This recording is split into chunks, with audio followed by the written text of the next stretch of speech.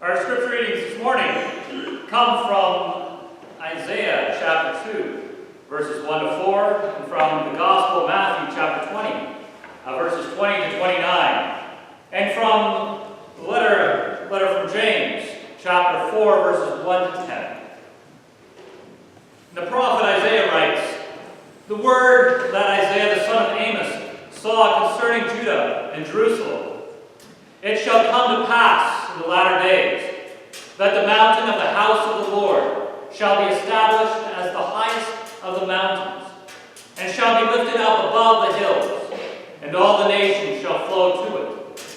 And many people shall come and say, 'Come, let us go up to the mountain of the Lord, to the house of the God of Jacob, that he may teach us his ways, and that we may walk in his paths. For out of Zion shall go forth the law, and the word of the Lord from Jerusalem. He shall judge between the nations, and shall decide disputes for many peoples, and they shall beat their swords into plowshares, and their spears into pruning hooks. Nation shall not lift up sword against nation, neither shall they learn war anymore." And from the Gospel of Matthew, "Then the mother of the sons of Zebedee came up to him," Jesus, "with her sons, and kneeling before him, she asked him for something. And he said to her, 'What do you want?' She said to him, 'Say that these two sons of mine are to sit one at your right hand and one at your left in your kingdom.' Jesus answered, 'You do not know what you are asking. Are you able to drink the cup that I am to drink?' They said to him, 'We are able.' He said to them, 'You will drink my cup, but to sit at my right hand and at my left is not mine to grant, but it is for those for whom it has been prepared by my Father.' And when the 10 heard it, they were indignant at the two brothers. But Jesus called them to him and said, 'You know that the rulers of the Gentiles lord it over them, and their great ones exercise authority over them. It shall not be so among you. But whoever would be great among you must be your servant, and whoever would be first among you must be your slave. Even as the Son of Man came not to be served, but to serve, and to give his life as a ransom for many.' And as they went out of Jericho, a great crowd followed him." And from James, "What causes quarrels, and what causes fights among you? Is it not this, that your passions are at war within you?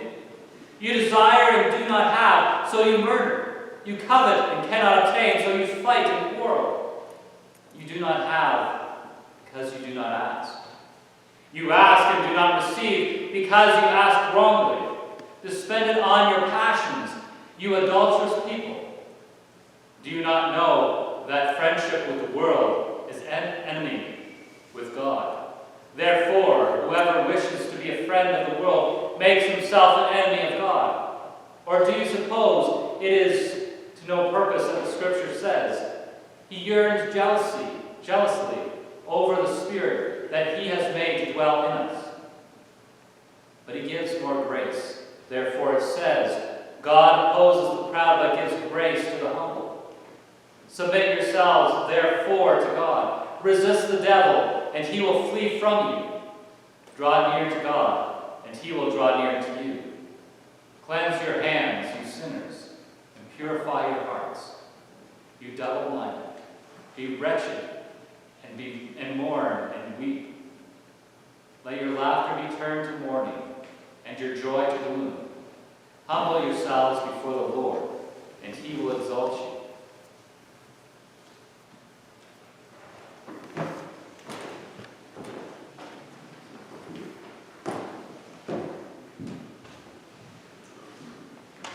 As we come together on this Sunday before Remembrance Day, as we come together to remember the mighty works of God and the people that have laid down their lives, the people that continue to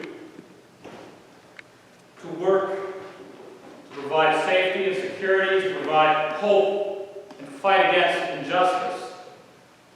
We come together with a hope for peace.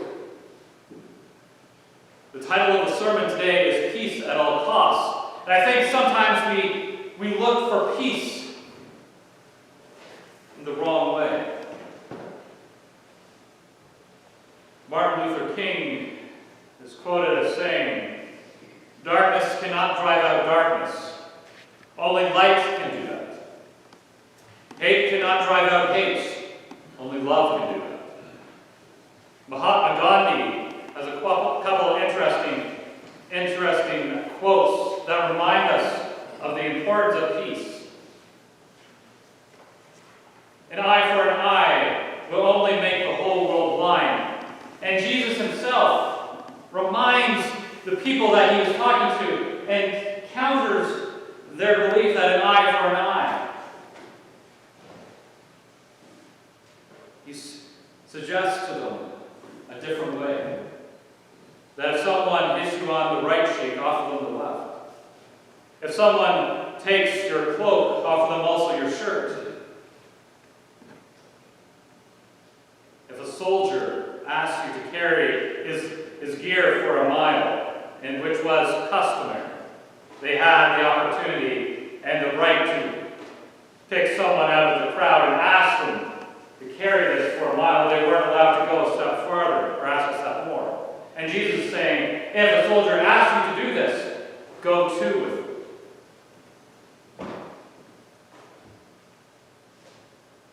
Mahatma Gandhi also says this: "Let the first act of every morning be to make the following resolve for the day. I shall not fear anyone on earth.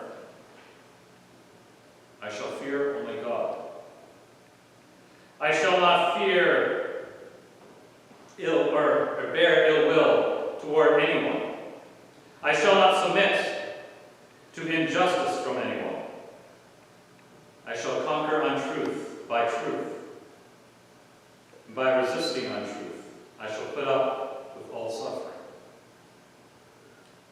Michael Cunningham puts it this way: "You cannot find peace by avoiding life." How many of us would seek peace by avoiding other people, avoiding the struggles in life, by essentially not wanting to face those struggles? By doing so, and this is me commenting on this quote, by doing so we also miss out on the rewards and the true peace that God is offering us. Mother Teresa puts it very simply: peace begins with a smile. When we think about peace, probably the first thing that comes to people's mind, if you don't clarify what you mean by peace, is a piece of cake or a piece of pie. Something that will bring delight into people's hearts and minds and taste buds. And yet peace, a peace that is lasting, is more than just a simple indulgence. It is a peace. For true peace to exist, we must confront the lies, the evils, and injustices in this world with the truth of Jesus. Jesus doesn't call us to fight for peace without his truth. He doesn't invite us to go into the world and seek peace without him. He invites us to go with him into the world around us. And when we think of the word confront, a lot of people can come up with the idea of sort of a violent act, an eye for an eye type of measure. And yet it's not confronting is not based in violence, but in truth and in love. It is about not allowing certain actions to go unacknowledged. to allow those actions to go freely. It is about speaking into people's lives instead of ignoring the acts that are going on. Peace is also not about comfort. I know we like the idea of a peaceful day, a comfortable day when there's not much going on, where we don't have to worry about any stress or anxiety. And sometimes we need those times. We do need that peace in our lives. But if we focus on peace just being about comfort, how many times will we ignore the struggles and the problems that are going on all around us, sometimes even within ourselves, or within our families, or within the world? We won't acknowledge the things that other people are struggling with. Jesus himself confronts his disciples about their debate. What is the easiest thing that Jesus could have done? He could have heard them say this, or he could have said, well, that's nice, and gone on his merry way. He could have known that the other disciples were indignant and said nothing at all to them, and allow that to fester. Essentially, not wanting the confrontation, not wanting the possible arguments. Sounds like a tactic that others have used. And yet Jesus confronts the problem at the very root. He doesn't wait for it to add on, be a single straw that turns into a whole bale, that can turn into a whole load, that weighs the group down. He confronts the disciples and their hearts. And he confronts also the reality that we face today in our world, that the world around us will seek to lord power over people. In some areas more than others, we see this. And yet Jesus is saying, that's not going to be our way. It is not about status seeking. It is not about elevating yourself and getting the places of honor. It is not about the desires of your heart. And he challenges them to look at themselves differently. He says, if you want to be first, you must be last. If you want to be in a place of honor, you must humble yourself so much that you do the work of a slave. We hear about in the Gospels, whether it is John the Baptist saying, I'm not even worthy to undo his sandal. He's talking about the Messiah. And later on in the Gospel of John, when Jesus washes his disciples' feet, Jesus puts himself into such a place that only a slave would have been doing these tasks, these chores. And yet he's telling the disciples, you need to put yourself so low that you would be raised up. You have to be able to do these chores, this work, these gifts of honor, instead of receiving the gifts of honor. He's saying that if you really want to be part of this group, if you really want to follow me, you need to follow me to the places that I'm going to go, and it's against the ways of the world. It's not about elevation and honor and prestige. It's about humility. It's about dealing with the things that will drive us apart, that enter into our hearts. And Jesus makes note of this, but so does James. James makes us focus that there's the things in our heart that will drive us to quarrel, to fight amongst ourselves.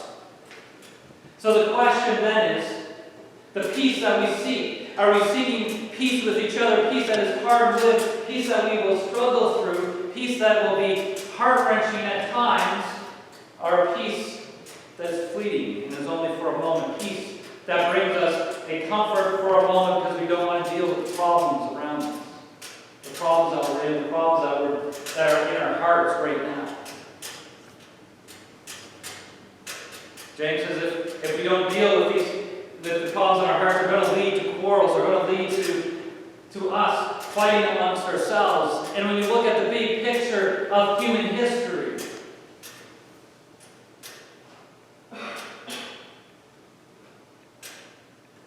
how many of the problems and the wars have started because of someone's heart and not dealing with what's going on in their heart? Each of us has the potential to be agents of peace, to share the love of God, to share the truth of Jesus Christ, to work for the peace that God is calling us to work for.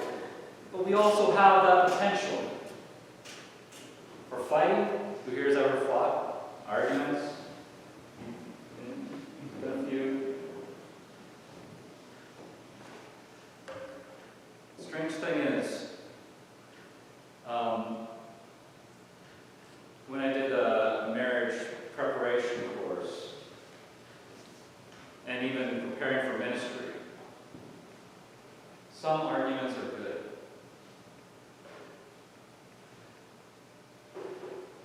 Not the knocking down, tear up your teeth type of arguments, but being able to share what's on your heart, to allow that to come forward, that you may work for peace, instead of allowing things to fester and grow into something ugly, where hatred can take hold. James reminds us to flee from the devil, to resist against the devil, and the devil will flee from us. And yet when we harbor that hatred, when we harbor that indignation that Jesus confronts in his disciples, when we harbor the hurt and the pain, instead of dealing with it, instead of confronting it, we may seek a peace that is minuscule, that is limited to that moment, instead of seeking that peace that brings healing and resolve and hope into the world, into our lives, into our families, into our friends, into the situations that we find ourselves in. Which peace are we looking for? A peace that we ignore the problem, or a peace that we allow Christ to work in our hearts and into our lives and deal with the problems? James also reminds us that we are to seek Jesus' will. Isaiah reminds us also to seek the will of God, that the will and the law of God will go out from the mountain of God and guide people in peace. See, when we seek Jesus' will, we're seeking the will of the one who breathes life into us. We're seeking the will of the one who has redeemed us. We're seeking the will of the one who calms the storms. We're seeking the will of the one who gave us the fine print up front, that you will face struggles. He said, if the world hates me, they're going to hate me.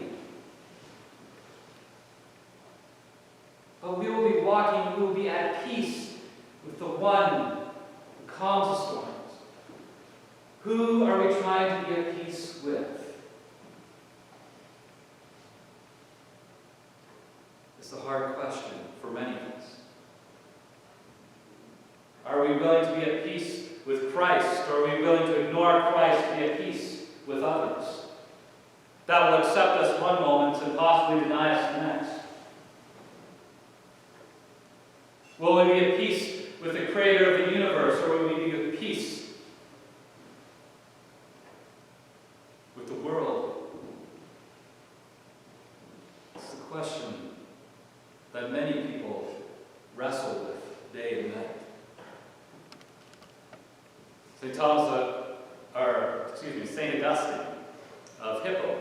He was a bishop of the Christian church in northern Africa. Many, many years ago, he writes this. It wasn't in English. We've translated it. Though thou hast made us for thyself, O Lord, and our heart is restless until it finds its rest in thee. If we just try to make peace for ourselves with those around us and forget about Jesus, Augustine is saying that we won't find the peace that we're really looking for. The peace that we're looking for is at peace with Christ. I come back to this statement that true peace, for true peace to exist, we must confront the lies within ourselves, the lies that are told within our culture, our society, the lies that people face that bring them down. We must confront the evils, not ignore them, not change the channel, even though it's easy to do. We must confront the injustices in this world. Some of the injustices that we face are systemic. Sometimes it's all about ourselves. Sometimes it is about our community and our country.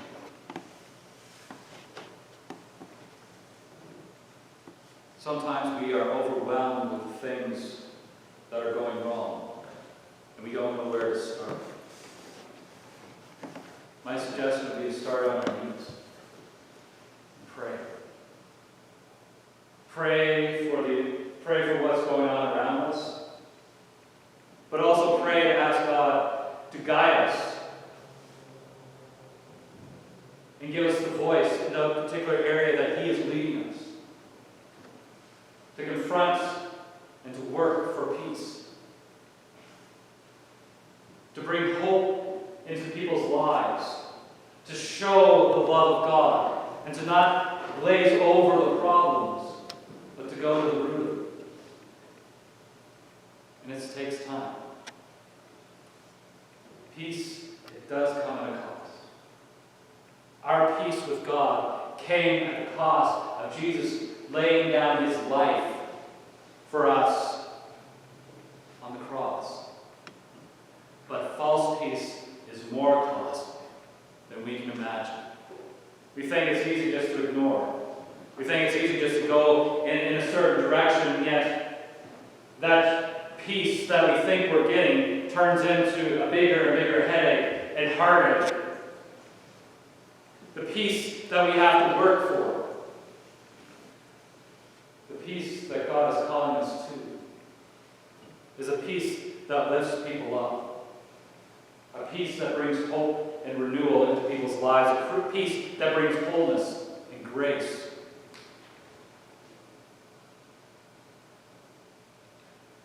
Too often people settle for a peace that is fleeting, like your favorite dessert. It tastes so good in the moment,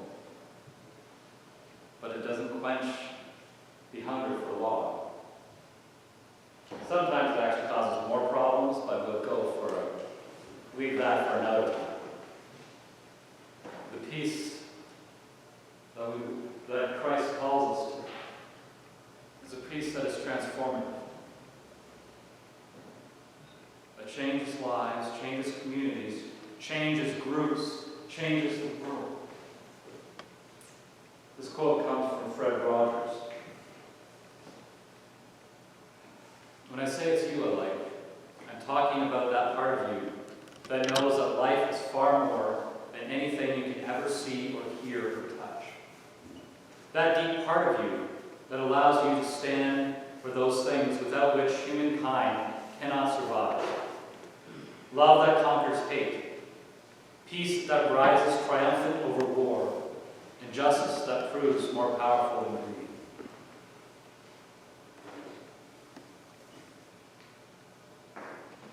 Today, I invite us to seek the peace of Christ. peace of Christ in our lives, in our community, in our world. That others might look at the lives that we live and wonder why. That they might see God's hand at work in our lives. That they might see the grace and love of Christ in our lives. And that's part of what Jesus was saying when he was challenging his disciples. We're not going to be like everyone else. We're going to show everyone else what it's like to live a life together that is based on God's will and on God's love. A life that challenges the world around you so that others might see and know that God's love is still real, still present. Let us pray. Lord Jesus, as we remember what you are calling us to. Lord, we pray for the courage to walk with you as we face the struggles within, but also the struggles without. Just pray to walk with you, and that your light might shine and guide us, Lord. That we wouldn't get overwhelmed by the quarrels in our hearts, the problems that we face in our minds, but that we would live for you, that others would see you living in us. Lord, help us to live for your peace, not for a peace that is fleeting. Help us to live for a peace that guides us each and every day. A peace that is with us through the struggles, through the heartache,